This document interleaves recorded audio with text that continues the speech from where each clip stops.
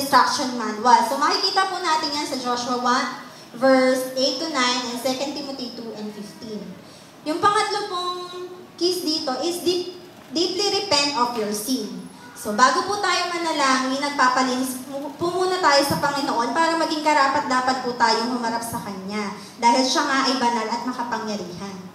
Ang pangatlo po dito ay pang-apat po is forgive others.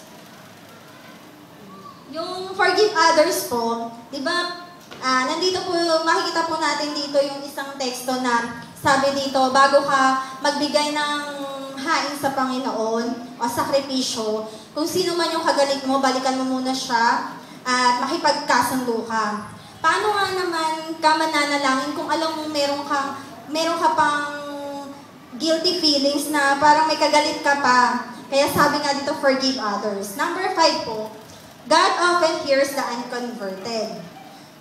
Minsan tinanong ko po, sabi ko, Lord, ang sinasagot mo lang po ba ng panalangin ay mga anak mo? Sabi ko po gano'n. Tapos naisip ko po na parang, di ba lahat ng tao nilikha ng Diyos?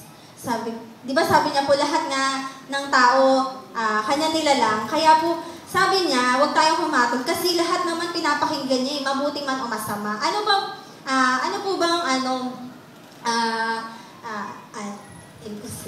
po bang susi kung bakit pinapakinggan pati ng Diyos yung mga hindi nananalig? Isang susi po doon na minsan wala po sa ating mga mananampalataya is yung pagiging sincero o yung pagiging ibig kong sabihin dito, pagiging totoo mo,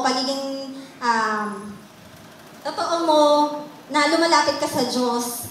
Kasi minsan po, minsan ano na po tayo minsan parang okay lang tayo na hindi natin minsan tinitingnan yung sarili natin kung totoo ba yung paglapit natin sa Panginoon, o minsan parang lumalapit lang tayo dahil kailangan, dahil obligasyon natin o responsibilidad natin. Number 6 po dito is seek God's will. Para daw po matugon yung mga panalangin natin, katulad po nung prayer ni Jesus, your will be done. Ibig sabihin po, kung ano yung kalooban mo, Panginoon, siya nawa ang mangyari. Kasi hindi naman po natin pwedeng ipilit kung ano yung sabihin natin, Lord, gusto ko po ng ganito. Pero hindi naman kalooban ng Diyos. So sabi nga dito, seek God's will.